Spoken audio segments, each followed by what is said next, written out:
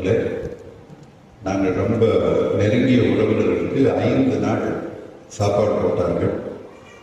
5 நாள் நாங்கள் விடுமுறை எடுத்துக்கொண்டு குடும்பமாக ஒரு 30-40 பேர் நாங்கள் அங்கிருந்தோம்.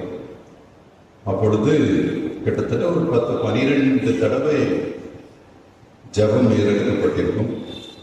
யாராவது உண்மையான ஆண்டவருக்கு பிரியமான பிள்ளைகள் அங்கு வருகிற போது அவர்களை சும்மா விடுவதில்லை, அவர்களை வைத்து ஒரு ஜபம்.